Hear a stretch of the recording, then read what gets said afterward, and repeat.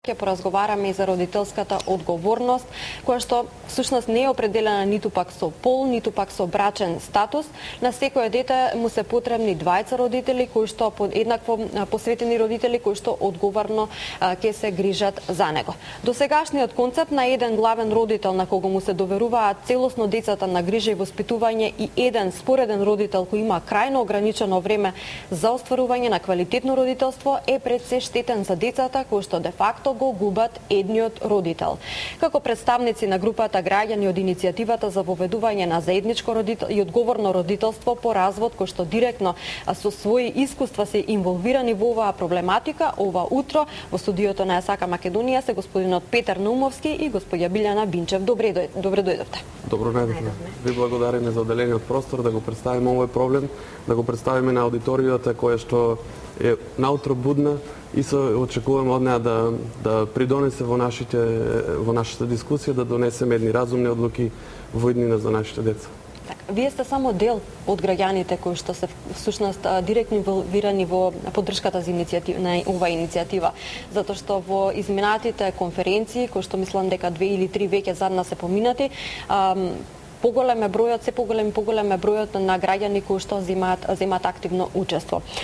И оваа година се одржа конференција за потреба од воведување на заедничко родителство по развод во Македонија и влијанието на овој концепт врз остварување на правата на детето. Накратко да ги објасниме принципите врз кои што се заснова оваа иницијатива. Најпрво ја би сакал да дадам една мала илустрација за тоа што се случува во моментот, каков е проблемот. Што се случува во моментот кога доаѓа до развод на родителите? Нашиот систем и нашето досегашно искуство го ставаат детето во средината и му налагаат на родителите да се борат за детето. Што имаме во таа ситуација? Имаме детето во средината и центрите за социјални работи, и општеството, и системот му викаат на родителите: грабнете го вашето дете и влечете го. Кој ќе биде најсилен во влечењето, тој победува. И сега родителите го зимаат детето, едниот за едната рака, другиот за другата рака, за коса, го тегнат, го влечат на кај себе. Ја имаме таа ситуација. И системот му вика: кој ќе биде најупорен, најснажен, најсилен, тегнејчи го детето, тој победува. Сега ние, тоа е една сликовито поставена ситуација. Значи, сакам на сите да му објаснам дека победувајки, вие губите. Се поставува тука филозофското прашање: кој е победник? Посилниот, кој што го повредува детето, или пак оној кој што го испушта и го остава детето не сакајќи да го повреди? Значи, тоа е еден илустративен приказ на ситуацијата која што е во моментот. Што предлагаме и што мислиме ние? Ние мислиме дека не е победник ниту посилниот, ниту оној кој што е се повлекол едноставно за да не го повреди детето. Ние предлагаме системот, институциите, граѓаните да застанат на страната на децата. Победник мора да бидат децата. Победник не смее да биде родителот. Не смеат родителите и системот да ги залажуваат дека тие ќе бидат победители. Добивајќи го вашето старателство, тегнејќи го детето, повредувајќи го, вие не добивате ништо. Мораме сите заедно, сите разумни луѓе, нашиот систем, нашите институции, нашето законодавство да го прилагодиме и сите заедно да се фокусираме на потребите и интересите на децата. Победник е насмеаното дете. Не смее да биде победник суета, его, реваншизам, инат и разни други. Бројни и бурни реакции се појавија во јавноста по оваа иницијатива и барањата за измени содржани во неа. Токму бројни и бурни реакции имавте и упатени кон вас. Каква е поддршката? Расте ли поддршката? Што се случува во моментов? Каква битка водите се уште? Пак ја продолжам сликовитост. Се појавуваат поединци, се појавуваат организации. Системот, инертноста на системот, знаете, тешко е да објасните на луѓето дека треба можеби да излезат од колосот. Тие можеби се така навикнати институциите, можеби се движат по една инертност и тешко се прилагодуваат да се исклучат од тој колосек. Како што кажав, се појавуваат, наблюдуваме и појавување на поединци, личности, организации кои што застапуваат полова супериорност, застапуваат еднополови бракови или застапуваат разни други интереси кои што се дел од нашето демократско општество. Ние треба да му приидеме и на тие. Тие се дел од нас. Треба да разговараме, нашето општество има капацитет за тоа. Но меѓутоа сакаме да кажеме дека за интересот на децата мора да ставиме прво интересот на децата, а тек потоа да разговараме за полова супериорност, за разноразни други теми. Интересот на децата мора да не биде на прво место. Ние како демократско, како функционално општество, мораме да создаваме сите заеднички функционални институции. Институциите мора да соработуваат помеѓу себе. Не сме Центарот за социјални работи да ги игнорира препораките на народниот правобранител. Не сме јавното обвинителство да чека да има убиство за да покрене кривична пријава. Значи, институциите мора да кооперираат, мора да најдат заедничка синергија, да се взаимно коригираат, надополнуваат и соработуваат. Мора народниот правобранител, Министерството за внатрешни работи, Министерството за труд и социјална политика, јавното обвинителство, сите заедно да кооперираат, да прво да создадеме функционално законодавство, да ја прифатиме интересот на децата и потоа сите заедно да работиме во тој правец. Што се сака да се постигне со оваа иницијатива? Кои законски измени сакате да ги постигнете? За да ја постигнеме оваа иницијатива е неопходно да го промениме Законот за семејство. Законот за семејство е еден основен закон во секое општество и затоа не е баш толку лесно да пристапиме кон овие промени. Затоа водиме една широка дискусија со целото население. Затоа еве можеби е добродојдено ова гостување во утринската програма да достигнеме до разумните луѓе, до можеби повозрастните, да не се чувствуваат одстранети сите луѓе. Мора секој еден човек во нашето општество да земе учество во дискусијата. Ние како демократско општество мораме да се научиме да земаме учество во дискусиите кога станува збор за нас, за општи наши работи. Токму од тие дискусии може да се црпат позитивни мислења кои што водат кон измени на законските решенија, така? Точно така. И во дискусијата, во луѓето и кога дискутираат и кога јавно настапуваат. Јас сите луѓе би ги потсетил да се потсетат на примерот со тегнењето на детето. Сите луѓе би ги потсетил дека никој нема право да ускратува основно човеково право на некој човек, особено на дете. На секој еден човек во нашата држава ние мораме да му ги обезбедиме основните човекови права. Основно човеково право, помеѓу другото, е право на фамилиарен живот. Би ги потсетил сите луѓе кога дискутираат да не си земат за право да обвинат некој човек, да не си земат за право и слобода да изговараат зборови дека можеби треба да се одземе родител на некое дете. Мора сите ние заедно да тргнеме и да обезбедиме на секое дете подеднакво да си ги има неговите родители. Не смееме да ствараме деца кои што ќе бидат травматизирани. Не смееме да бидеме дел од тој процес. Може би родителите се во развод, може би се во некакви конфликти. Знаете, секој развод потекнува од разноразни конфликти. Меѓутоа, ние како разумно општество, како демократско општество, како разумни луѓе, мораме да бидеме на страната на децата. Не смееме и ние да влеземе во тоја турбулентна зона и ние да, зависно од нашиот пол, од нашиот интерес, од нашата роднинска поврзаност, да навиваме за едниот или другиот родител. Мораме на родителите да му кажеме јасно: вие сте двајца родители, вие имате еднакво право и морате да продолжите да се грижите за вашето дете. Не смееме како до сега да земеме едниот родител, да го ограничуваме, да му максимизираме, да му лимитираме колку време ќе поминува. Не смееме како до сега, кога ќе се разведат, да почнеме да ги оцрнуваме родителите. Значи, додека биле во брак, тие биле најдобри луѓе и сега кога се разведеле, ние почнуваме, нашите институции почнуваат да ги оцрнуваат. Значи, тие стануваат најлошите луѓе за нивните деца. Имаме решение во кој што детето секој друг може да го гледа, но не и неговиот родител. Имаме случаи кога родителот е учител во истото училиште, работи со сите други деца, но не и со неговото дете. Така. Господине Петар и госпоѓа Вилјана, вие сте директно инволвирани во оваа иницијатива со ваши лични животни проблематики, со проблематиката која што носи оваа иницијатива. Двајцата кажав дека сте директно вклучени во оваа проблематика, двајцата кажав дека сте иницијатори и поддржувачи на оваа иницијатива. Ќе ве прашам и двајцата за патот кој што ве води за да ја поддржите оваа иницијатива, која е проблематиката со која што се соочувате. Не се само мажите вклучени, да појасниме, во оваа иницијатива. Билјана, еве од женска страна, со што се соочуваш лично ти? Значи, секако дека не се само мажите вклучени, јас би сакала и тоа да го потенцирам, затоа што и постои она категоризација дека само татковците се засегнати од овој проблем или дека само децата припаѓаат кај мајките. Нажалост, еве јас сум типичен пример и се соочувам со таа проблематика, се соочувам со таа пластичност на тоа решение и безсмисленост и абсурдност.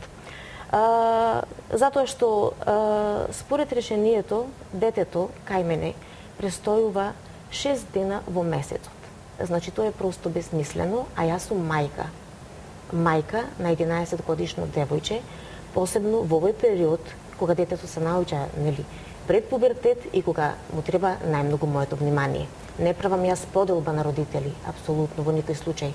Двајцата сме потребни, но нажалост времето ви е поделено. Времето ни е поделено точно и немам можност јас со тоа време со кое располагам да делувам на незиниот развој. Немам можност со сите нели способности кои ги пружам.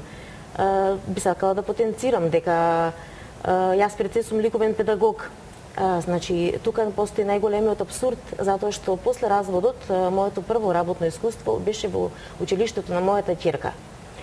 Знаете, колку е тешко кога вие како мајка можете да го погледнете своите дете на одмор 5 минути и кога гледате дека самото дете веќе од самата ситуација сноси еден притисок, кога не знае како треба да комуницира со вас, кога вие уште помалку пак и немате време како да ја објасните и да го разрешите тоа во незината мала глава.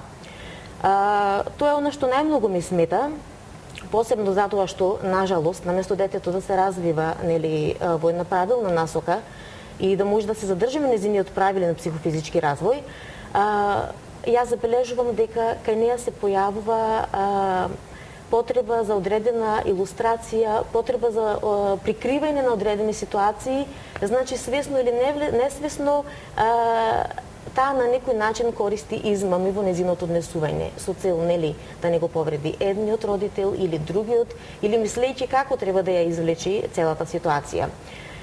При тоа, тука би спомнала и за, нели, оние застарени стереотипи кои постојат кај нас, како дете од разведени родители,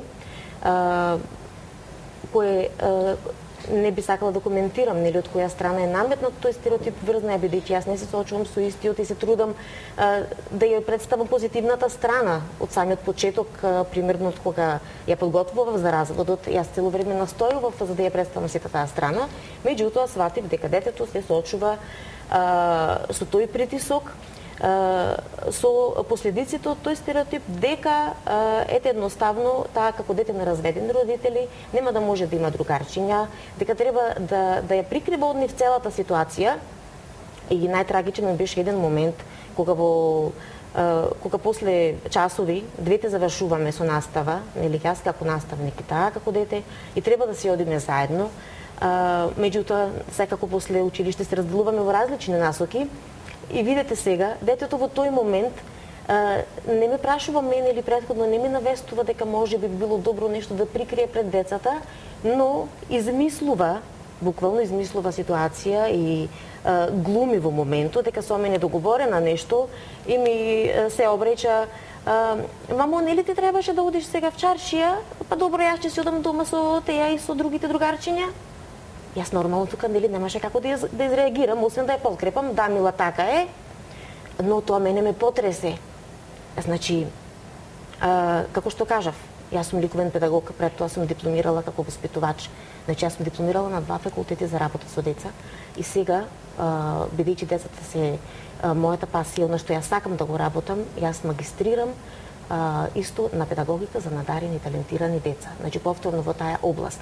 И тука сакам да се задржам на абсурдот кој постои според тоа решение, кое јас немам објаснение на кој начин е донесено, врз кои факти и аргументи, како јас, како родител и педагог, имам можност да работам со сите останати деца, да правам ликовни работилници, да се трудам на секој можен начин да ги употребам сите методи и форми на работа за да направам и да постигнам одреден степен во развојот на некое дете, а немам можност кај своето дете. Тука би спомнала еден пример, исто така, требаше да имаме одреден конкурс. Јас, бидејќи имам собствено ателје и сакам да им воведам на децата нели љубов кон креативноста и оние кои и да ја поттикнам кај нив и оние кои не ја поседуваат способноста за цртање, како и да е, наоѓам начин и правев ликовни работилници со тоа што одредена група на деца ги кане во моето ателје и сите низ игра и низ една групна форма на работа работевме и постигнувавме успеси. При тоа, кога требаше да се подготвуваме за конкурсот, замислете кое е чувството, доаѓаат децата кај мене, сите се возбудени дека доаѓаат. Јас нема да кажам дека јас сум прекрасен наставник, но јас сум прекрасен наставник. Јас ги сакам децата, децата ме сакаат мене. Знаете, тоа е она многу битна врска кога вие знаете дека припаѓате во еден свет каде децата ве гледаат со полни очи, каде се радуваат на вашата појава и сакаат да комуницираат и да се дружат со вас. И во цела таа прилика, моето дете дома само се подготвува за конкурсот и не може да присуствува на таа работилница, затоа што според решението тоа тој ден не е доделено кај мене. Како јас да се стосам со тоа? И следниот ден ми го носи цртежот на училиште и што е најтрагично, гледам дека незиниот татко, кој си има друга област, значи не е стручен за цртањето, и го нацртел, а постои место како мајка и како ликовен педагог. Солзи во вашите очи. Навистина кога зборувате. Болна е темата, болна е точката со која што се соочувате секако. Добро, во тоа решение не се определени некои отстапки токму еве за неколку часовни работи во вашата работилница? Не се определени никакви отстапки кои што можете да ги направите во текот на гледањето на вашето дете, оно што ви е дозволено од тие 6 дена во месецот? Значи, јас сметам дека тука проблемот се состои во не толку според решението, туку според личноста со која ние не можеме да најдеме заеднички јазик. Односно, секако ако сме можеле да најдеме, нели, немаше да стигнеме до ова ниво. Затоа што јас, размислувајќи за целата ситуација и претходно кога нели се подготвував за тој развод и го подготвував детето, јас размислував пред се за детето. Значи, детето ми е на прво место. Размислував како тоа дете ќе се сноси со таа ситуација, како да ја изведеме да биде најмалку безболна. Јасно е дека кога се поминува низ таков процес, не може да биде без последици, меѓутоа во ситуацијава нели да го најдеме на најбезболното. Јас инсистирав на спогодбен развод. Јас инсистирав, значи, на тие неколку наврати кога ние разговарахме во Центарот за социјално за донесувањето на тоа решение. Јас бев таа што кажував, не е битно кога ќе гласи дека ќе биде старател на тоа дете. Битно е ние дека треба да имаме разбирање за истото и да му оставиме слободен простор на циркулација на тоа дете. Најтрагично е тоа што ние живееме на 10 минути растојание. И за тие 10 минути детето нема слобода да ја изрази својата волја. Значи, детето се наоѓа под притисок, дека нема право на избор, нема право да ги искаже своите емоции, што тоа сака или не сака, туку напротив, од истото тоа решение и тоа е потиснато, нели, да не спомнувам сега од која насока доаѓа сето тоа, и немаме право на додатни часови, стрикно се водиме час, освен, да кажеме, пример, кога доаѓа одмор, бидејќи во лето имам 10 дена за одмор, тогаш може да направиме отстапка и да се договориме ако бил сакаш да одмор од 15 во ред да го вратиме од 5, затоа што така ми одговара мене и на останатиот родител. Но продолжено време плюс од она што е дадено не постои. Господине Петар, ве замисливме. Слушајќи ја Билјана, се замисливте и вие. Па секој нормален човек не би останал рамнодушен на овие приказни. Знаете, тоа се многу трогателни приказни во кои што луѓето, родителите се ставени во една немокна позиција да гледат како нивните деца се травматизираат, се измачуваат со тие пластични решенија, со тие апсурдни решенија, со целата абсурдна ситуација. И тоа се едни многу трогателни приказни. Ние секојдневно ги слушаме, веќе луѓето не познаваат, не срќаваат насекаде, не ги раскажуваат нивните приказни. Сите се тоа трогателни приказни, трогателни истории, особено за децата. Вие се соочувате исто така со проблем, треба да, односно дозволено вие вашето дете да го гледате само 2 часа. Мене ми е дозволено да го гледам моето дете само 2 часа, само еднаш во месецот. Многу е жално, особено за детето. 2 часа, знаете, се нешто малку повеќе од денешната емисија, од денешното гостување. 2 часа се многу малку за детето да се израдува, да се изнерадува, да се изнаигра, да се прошета, да праша, да каже. Предпоставам дека и тој ги чека тие 2 часа во месецот да ги помине. Не знаеме зошто е тоа така, откаде доаѓа таа ограниченост, откаде доаѓа таа желба да се ограничува сопственото дете, откаде доаѓа таа желба да врз децата се практикуваат такви решенија. Затоа ние се обидуваме од петни жили, така да кажам, да ги разбудиме разумот кај сите луѓе, да го разбудиме разумот за дискусии и за промени во нашето законодавство и во нашите институции. Господине Петар, каква е соработката со Центарот за социјална работа, затоа што всушност вие сте директно поврзани во комуникација со Центарот? Што е она што ќе одлучи, вие тоа морате да го спроведете?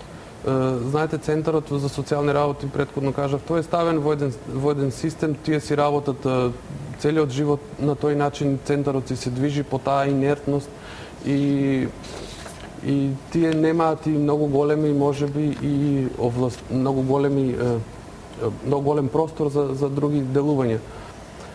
Сметам дека центрите во иднина мораме да обрнеме, Министерството мора да обрне поголемо внимание на центрите за социјални работи, бидејќи разводите веќе имаме бум во разводите, имаме бум во оваа проблематика, а во центрите за социјални работи работат по 2-3 луѓе кои што треба да се сносат со целиот овој огромен проблем.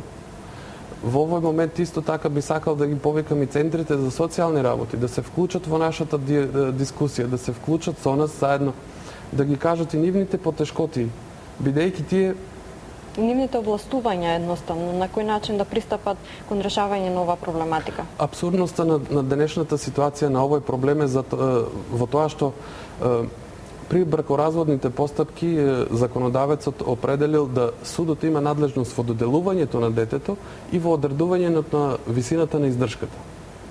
Додека на Центарот за социјални работи му се доделуваат едни огромни овластувања. Значи, Центарот за социјални работи може да напише апсолутно секакво решение и може да земе секакво решение. Абсурдноста и во тоа што има толку големи овластувања, а во крајна сметка нема ограничувања. Нема една добро пропишена управна постапка во која што ќе може да некој друг орган реши и земе друго мислење. Управната постапка е на тој начин што вие поднесувате жалба во Министерството и тие пак луѓето во Министерството, нели во соработка, тие работат во соработка со центрите и ги носат пак истите решенија. Значи, ќе се задржам на тоа дека сигурно е тоа и дека центрите за социјални работи наидуваат на огромни проблеми. Ние бевме сведоци на неколку ексцеси во нашето општество, можеби имаше и разноразни ексцеси. тие неколку луѓе во центрите за социјални работи, тие треба да се справат со секакви проблеми во нашето општество. Значи, ние имаме и девијантни проблеми во нашето општество.